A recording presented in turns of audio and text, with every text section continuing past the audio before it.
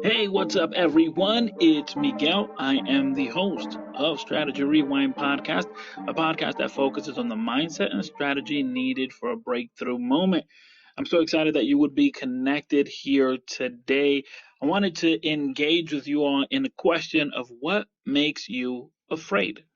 Oftentimes, when we talk about personal growth, we talk about setting goals and becoming the best version possible, we never really identify what is it that makes us afraid. So, if you're listening on the Wisdom application, please feel free to smash that button, join the conversation of maybe sharing what makes you afraid. I'll go ahead and start the conversation. Of course, if you're listening on the Wisdom application, I also want to encourage you to check out my podcast, Strategy Rewind Podcast. And if you're listening on the Strategy Rewind Podcast through your favorite audio streaming platform, please consider downloading the Wisdom application, as that allows you to become part of the conversation. What makes you afraid? What makes me afraid is the idea that I would be stagnant, the idea that I would not grow, the idea that I would not excel, the idea that years from now I would look back and I was still in the same place, doing the same thing, having the same conversations, thinking the same thoughts, and not having new ideas.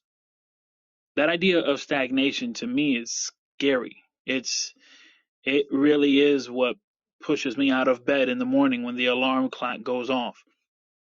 It's what pushes me to go to bed early. It's what pushes me to read, to do the work to discover more of who I am and what I can do and test the limits. So the idea of 5 years from now, 10 years from now, 20 years from now, or even the day that I would be on my deathbed. Can you imagine that moment that you're on your deathbed and the doctor says, hey, make sure all of your affairs are in order because you've got less than 24 hours. And we often think about that while we are healthy. Like, it may be that you would say, if I only had 24 hours to live, I would do all of these things. But the truth is, I think a more powerful thought is, imagine if you were on your deathbed, where you no longer have the strength, you no longer have the ability, and yet the doctors say you only have 24 hours to live. And now, all of those thoughts of what I coulda, shoulda, but not only do I not have time on my side because, well, doctor just said I got 24, but I don't even have the strength, the resource, the ability. Sure, my mind may want to do it and I may have all this knowledge, but now my body can't do what my mind wants it to do. That thought to me is a very scary thought. The idea that would happen, that life has taken place and yet never grew, or never grew into the person I could have. To me, that's scary. And so to combat that fear, or rather, to resolve that fear, I try to imagine that moment. Like when I meditate, that's what I think about. The moment that, for me, I believe in God. And so for me, it's like, I can imagine that moment that I'm before the throne of God and He asks me, hey, what did you do with the gifts, the talents, the resources that I gave you, the connections, the relationships? It would be a horrible thing to think of that moment I didn't do enough. And so that to me is so scary that it pushes me to try to be better. And I've often said, choose your fear, because you can choose what you're more afraid of. Like, are you more afraid of rejection or are you more afraid of stagnation? Well, I'm more afraid of stagnation. So even if I get rejected, so what? At least I tried. Now you can pick your fear. Are you more afraid of someone saying no or never even trying? I'm more afraid of never even trying. What are you more afraid of? What are you more scared of? What is it that really scares you straight? And to me, it's this idea that I would have left too much on the table. Like when I look back in my life, that if I would realize I could have done more, that feeling of I could have done more is not a good feeling. And so I wanted to engage in a conversation with you all here today. What's something that makes you afraid? And I'm not talking about being afraid of the dark, or maybe you are afraid of spiders or creepy crawly things, which I get that. I'm talking about that thing that you're afraid of that you say, I need to push forward. Like that thing that actually makes you go forward. Because yes, there are fears that paralyze us, but there are also fears where we know I've come too far to surrender. We often associate fear or being afraid as something that destroys us. But the truth is that when fear comes, it is in that moment that we must be reminded that we have not been given a spirit of fear, but one of power and of dominion. And so we have to that point make a choice. Shall I allow this fear to overcome me? Should I allow this fear to paralyze me? Should I allow this fear to put me in a position where I can't grow? Or should I be courageous? Should I be bold? Because the idea of courage is not the absence of fear, it's what to do in the face of fear. For this reason, when we talk about goal setting and when we talk about actually taking on that journey, I've often spoken and said that it's encountering giants and dragons. And I like that illustration.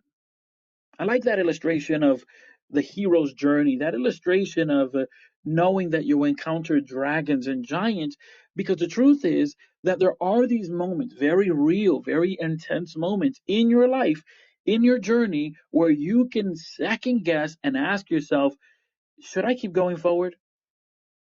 Would it be safer for me to turn around? And not too long ago,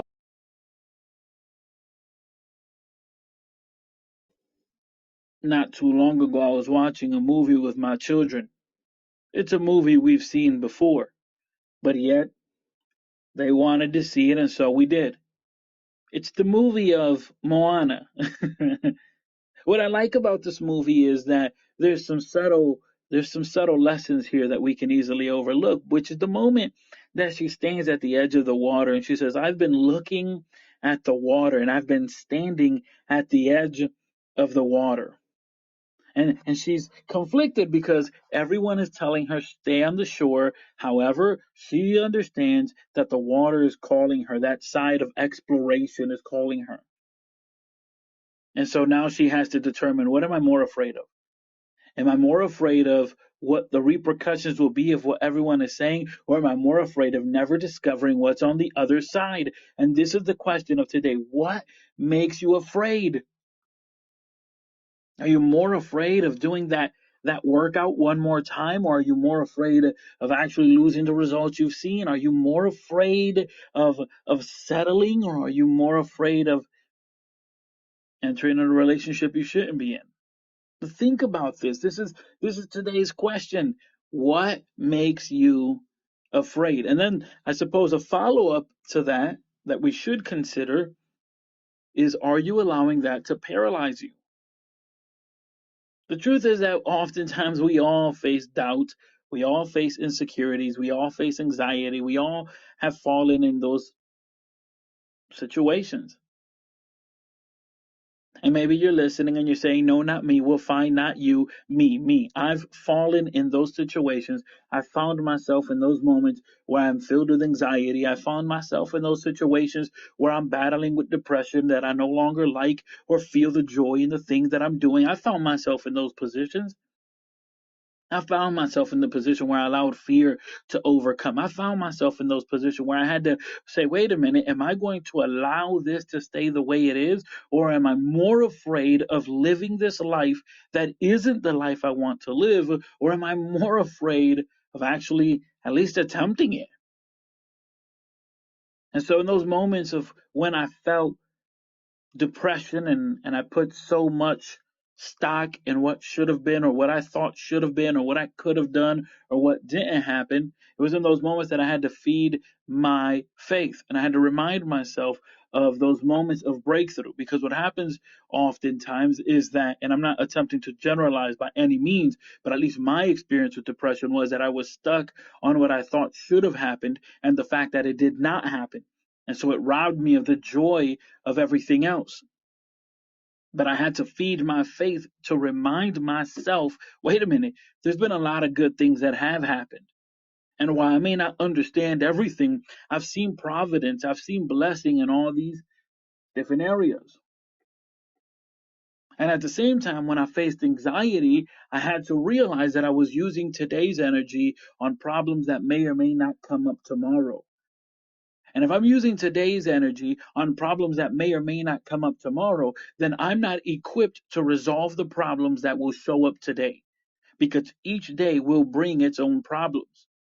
So it would be smart of me to not focus too far ahead in the future to things I cannot determine and take hold of what is in front of me right now. Now, I'm not saying don't plan for the future. After all, as a personal growth strategist, that's where we kind of talk, right? We have these conversations of where do you want to be 3 months from now, 6 months from now, where do you want to be 13 months from now?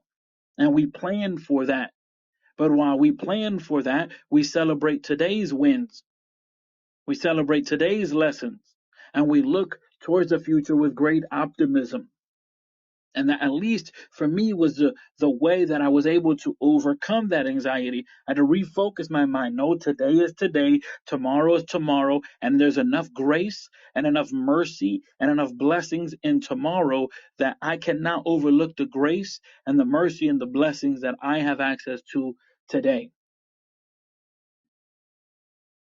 Of course, surrounding yourself with people that nourish your vision helps, because in those moments of difficulty where maybe you can't see the light at the end of the tunnel, those individuals around you, they can help you see that light at the end of the tunnel. But so often we are overwhelmed with fear. We are paralyzed with fear, so much so that we can't even dare to dream. This is what happens if you have little children, or if you can remember your thoughts when you were a kid, that oftentimes kids are afraid of the dark. And in the fear of the dark, what happens is that they dare not go to sleep. They dare not dream, because they think that what they'll dream is going to be bad.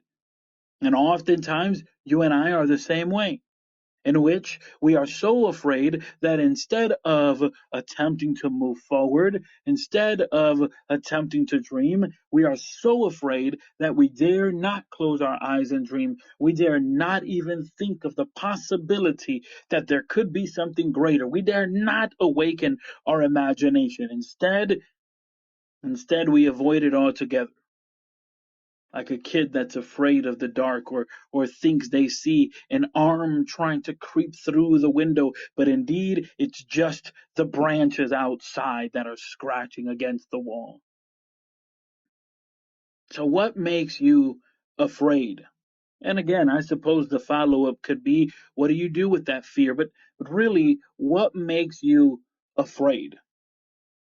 What makes you afraid? Is it the idea that you won't grow, or is it that idea of having to grow, you'll also have to change?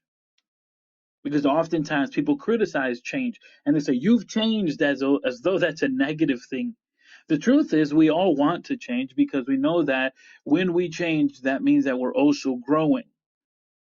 That would be the idea, that I am changing, that when you look at me, I don't sound the same as 5 years ago, 10 years ago, that you say, this guy's on a different level now. That would be the ideal, right? Not that you hear me when I was 12 and you hear me when I was 32 and you say, this guy is not. You would say there's something wrong with that. So change is required in order to see growth. But here lies the question: are you more afraid of change and what that will mean, or are you more afraid of staying the same? And of course, change sometimes is brought about not only by your mindset or your thoughts and your habits, but sometimes what has to change is your relationships.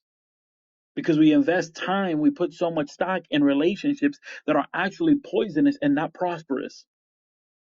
And so it's like, well, I don't want to get out of this relationship because It's like the devil, at least I know who I'm dealing with. Well, that doesn't make any sense. Why would you want to stay somewhere knowing that you're being broken down, knowing that you could do better, knowing that you could live a better life? And when I say do better, I don't mean that there's a better person out there. I mean that you could literally do better. You could do better. But instead, in that relationship, in that environment, in that situation, you're only doing what you think is allowed to be done. You're only doing as far as you can do. So there is some uncomfortable nature there in embracing the possibilities. And yes, there is also some fear. So now the question is, what are you more afraid of? What are you afraid of? So as you're entering the room here on wisdom, if you want to join the conversation, if there's something that resonates with you, or even if you're willing to share your answer of what makes you afraid, hey, hit that button, join the conversation. I definitely want to hear from all of you. For me, what makes me afraid is stagnation. For me, the idea that I may be stuck, that I would not move, that I would not grow, that I would not accomplish the things I should be accomplishing, that makes me afraid. For me, the idea that the idea that I may be in my deathbed and I look at my children all grown up and that I tell them, don't be like me. I could have done all these things. Like, I don't want to be that guy. That's not the guy I want to be. That's not the dad I want to be. That's not the husband I want to be. That's not the brother, the cousin, the neighbor, the leader. That's not the mentor. That's not the person I want to be. I can't be that version.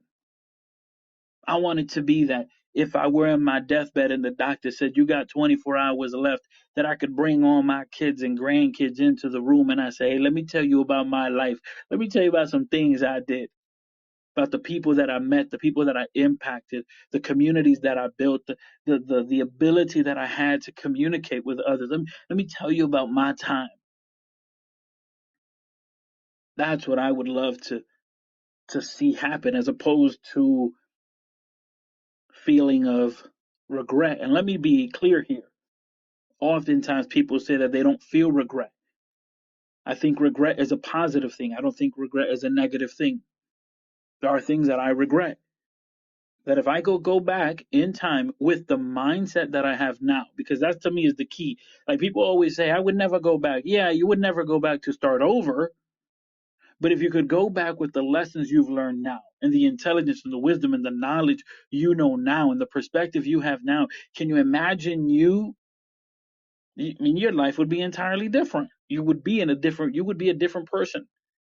And so when I look back, when I think about regrets, the way I think about regrets is, are there moments, are there things that took place that I misread the moment, that I thought it was going to go one way and it went another, and maybe I didn't know enough, maybe the people around me didn't give me enough tools, enough information. Yeah, there are those moments. Now, do I live in that regret? No, I don't live in the regret.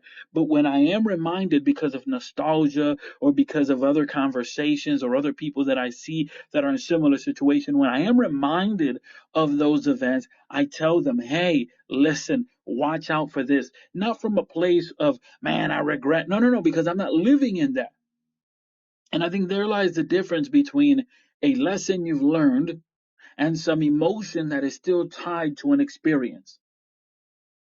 Because there are people that are having experiences, or that have had experiences, and in that experience, they still have an emotional tie. And so it's like if it happened yesterday. And I'm not talking about that.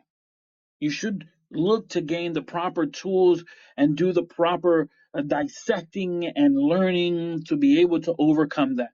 That when you talk about that moment, no longer is there so much emotion tied to that, because that can breed bitterness, frustration, irritation, etc. But rather that you could look at it objectively as a lesson, almost as if you read a book, but you know exactly what the people went through and felt, and you can see yourself, you can see that moment, and then you can extract the lessons and say, hey, you're going to want to be careful for this, because there's some things here that you may not be seeing, which is XYZ. So there is a way to gain lessons from regret. The idea that regrets are wrong or bad or is not a good thing, I don't subscribe to that. I do, however, think we shouldn't live in regret. And I think there lies the big issue, that there's a lot of people living in regret, living in what I could have done, what I could have said, where I could have gone, whom I could have been, XYZ, right? All these coulda, woulda, shouldas. And so to combat that, I ask, what makes you afraid? It's like, yeah, you want to feel better, you want to do better, you want to grow, you want to excel, you want to be prosperous, you want to do all these amazing things, but think about what makes you afraid. Like, if your values, and this is why it's so important to define your core values, because if your values is, I want to have credibility, okay, what destroys credibility? Lying, okay. What are you more afraid when an opportunity comes that cause you to be someone who's untruthful? What are you more afraid of? That that opportunity would go away, or that because of that opportunity you would be considered a liar and that you would lose credibility? Do you see how your values come into play with this? Your values actually create a compass that you can say, no, listen, I want all the opportunities that I can, but not at the cost of violating one of my values. Because I don't want to be that guy. I don't want to be that person who says, these are my non negotiables, and then negotiates on the non negotiables. And so you have to begin to define your core values, because I believe that'll help you in a lot of areas of life. And so maybe you're listening and you're saying, okay, I don't know where to start to define my core values. Head over to my website, miguellebron.com, and there you can click on core values and you can see a list of 40 core values that you can select from. Now, what I recommend is selecting about 4. The idea here is that it is like a compass, right? And a compass has 4 directions: north, east, south, and west. And so the idea would be that you look at the list and you say, okay, these are the 4 core values of my life. Great. So now when you encounter these quote unquote opportunities, it becomes very easier for you to say yes or no, because you can ask yourself very quickly, does this align with my core values? Yes. Okay, then I would do it. No. Now what are you more afraid of? Right? What are you more afraid of? Are you more afraid of saying no and that the other person be bothered? Or are you more afraid of violating your values? This is how this works, ladies and gentlemen. And let me tell you that this is a muscle that we have to train. Where every day you have to ask yourself the question, am I more afraid of losing out on XYZ or violating my values? Am I more afraid of becoming this person or losing? You have to begin to define, as people come with offers, as people ask, hey, can you do this? Can you go here? Can you do this? Can you be that person? Can you look like this? Can you? And so many times we just say yes, yes, yes, yes, yes, because I can do it, because it's them, because they're asking me, because of right X, Y, Z. And it's like, if you were to define your values, it may be much easier for you to combat. And when I say much easier, it'll be much easier because you can ask yourself the question, what am I more afraid of? Am I more afraid of on saying no to this person, or am I more afraid of violating my values, my non-negotiables? So, what makes you afraid? That's today's question. I want to thank everyone who's being connected here today. So excited that you're connected here. If you want to smash that button, become a guest and part of the conversation, feel free to do so. Question is, what makes you afraid? And as it relates to your personal growth, your development, well, it's very important to know what makes you afraid, right? It's very important. There's this interview of Neil deGrasse Tyson. He's a scientist, a physician, but he's on an interview uh, with Joe Rogan, and he says that there was all these qualities that he was looking for in a companion, and his wife filled out all those boxes. And so he pursued a relationship. He allowed the relationship to mature. They grew in love, and they've been in love for and in a marriage for over 30 some odd years. Um, and in the conversation, it wasn't with Joe Rogan. I apologize. It was with Pat Bet David on the Pat Bet David podcast. And they ask him the question, "Hey, how do you know that your wife is still the one? How do you know that you made the right decision so many years later?" And he responds and says, "I'm not blind and I'm still a man. So when I look around," he says, "and I see other women and I say, okay, they're funny, they may be attractive, they may have all of these qualities, but then I come down to so many others that I realize, oh no, they don't measure up to my wife." And he says, and so this reconfirms that I made the right choice.